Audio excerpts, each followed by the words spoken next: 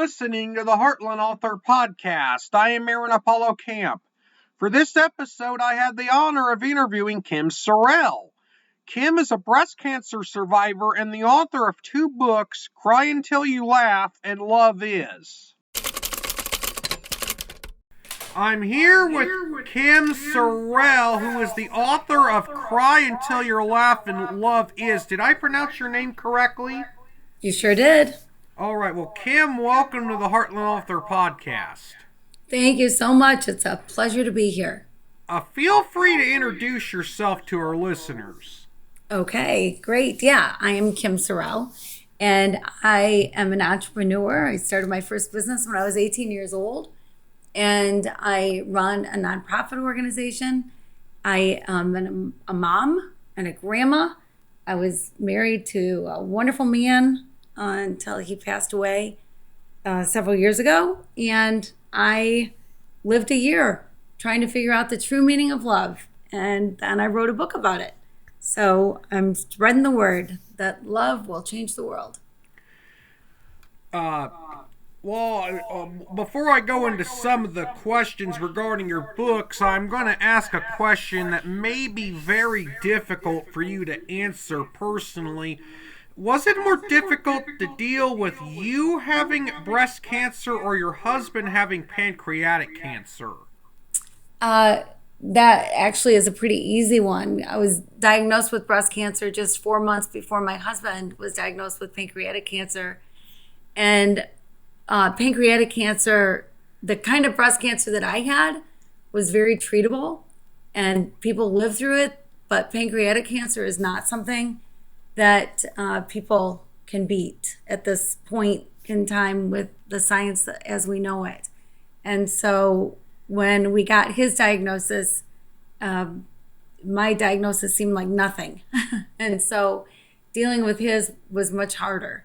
We thought we'd have maybe a year together. That's what the doctor said. And we had a great 6 weeks together before he passed away.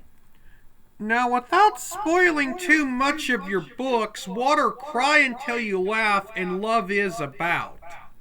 Well, Cry Until You Laugh, my first book, I started writing when I was diagnosed with breast cancer because I went to the bookstore and everything was either depressing or very medical. And I thought, gosh, I want to know what it feels like. I want to know, are there decisions to make? I want to know what it really is to go through this. And I couldn't really find an answer. So I started writing really as a way to update family and friends, but it was much, much more than that. And before I knew it, 5,000 people were reading my posts, and it just kind of went from there. So I was still writing when my husband was diagnosed because I was still going through my journey as well, and then still writing when he passed away. And so I wrote for about a year. And I just think that's what you have to do, is you have to cry until you laugh. So that's what that book is. And then Love Is, because losing my husband, it made me question love. Was I doing it right? Did I really know what it is? It seems to be this thing that is just hard to define, or defined wrong, or I don't know. Nobody seems to have an answer. There's so many songs written about it and movies. Nicholas Sparks and Ed Sheeran and whoever have all had their take on love, but what is it really? And so I decided I would dedicate a year to figuring it out, to go in search of the true meaning of love. And most of the time I was on the streets of Haiti while I was doing it. And so it tells the true stories, the real things that happened that led me to the conclusions that I came to on what love really is. And it was earth-shattering, life-changing, rocked my world. It was crazy. So it's not a unicorns and rainbows kind of a love book. It is the true down and dirty. I was chased by a motorcycle gang, got lost on a mile-high mountain, slept outside with tarantulas and snakes, and all of that is in the book, along with really what love is. Now, are both of your books self-published, or both of your books traditionally published, or is one self-published and the other traditionally published? My first book I self-published and then was picked up by a publisher, and my second book was traditionally published. That's interesting because I haven't had too many guests on here that have gone both the self-publishing and the traditional publishing route. Really? Yeah. Yeah. It was interesting, two different journeys, for sure. Now, do you plan on writing more books in the future? Yes, absolutely. I'm working on a couple right now. Okay, you mentioned at the very beginning of this interview that you were a business owner from basically around the time you graduated high school, since you were like 18. What were some of the businesses you've owned? Well, I had a commercial industrial real estate business. That was the first business I started. I took out a small loan and bought a building, and then bought more and more. And then I had a golf course and event facilities, catering, grocery store, travel agency, some things that I had for over 30 years, and other things that I had for just a couple years in between, in the middle. Okay, well, what was the name of the golf course that you owned? English Hills. English Hills, that's somewhere in Michigan, I believe? Right. Yep, Grand Rapids, Michigan. Okay. I didn't think it was like a major golf course like Pebble Beach or anything like that. Right. Nope, it was a public golf course, 18-hole golf course here in Grand Rapids. Okay.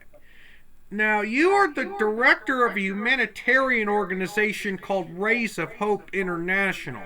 What type of work does Rays of Hope International do? We are a partnering organization. So we work with people in their own country that have a passion, a mission, a vision to do something to help people in their own country, and just need someone to walk alongside and help with whatever it is. So if somebody wants to put in a school where a school is desperately needed, but they need desks and they need a building and they need a business plan, medical clinic, whatever it happens to be, to help the people in their area, because they already understand the real needs, they understand the culture, the language, and there can't be a better partner than somebody who wants to help right in their own country. Now, if I was reading your biography correctly on your website, for 17 years you were a high school varsity volleyball coach. Now, this is something I don't know if you're familiar with the subject matter at hand, but the NCAA Women's Volleyball Championship starts later this week. And what are your thoughts about some of the major collegiate women's volleyball programs, such as Nebraska and Wisconsin, playing their home games in front of sellout or near sellout crowds of several thousand people or more? I love it. I love it. Women's sports have come a long way. I played 3 sports in high school, and I can tell you that our crowds weren't real big. And now you're seeing bigger and bigger crowds at even high school games, which is great. We drew a crowd, my volleyball team did, because we won all the time. We were good. And because if you're going to coach, you might as well coach a winning team. You might as well coach them to win. And so I love that people are taking more of an interest in women's sports. And I think that women's volleyball, you can't beat it as far as entertainment, something to watch. It takes a lot of talent to be on that court from in those big schools. And so I love it. Love it that it's selling out. Yeah, and also some of the college conferences that have their own cable channels, like the Big Ten does with the Big Ten Network, they've been putting volleyball games on air during the regular season, and you can tell there is a lot of passion in those crowds that attend those games. Yes, it's so wonderful to see. It's an elite group that get into Division I volleyball, and those women work so hard, and it's hours and hours and hours, just like any other collegiate sport. And so to see the kind of reception that they're getting, and that the crowds are excited to be there is wonderful to see. Well, Kim, that was my final question that I had written down, so thank you for appearing on the Heartland Author Podcast. It is my pleasure. Thank you so much for having me. It was wonderful to be able to interview Kim, as she was a wonderful guest for this podcast. This is Aaron Apollo Camp reminding y'all to write your imagination. Bye for now.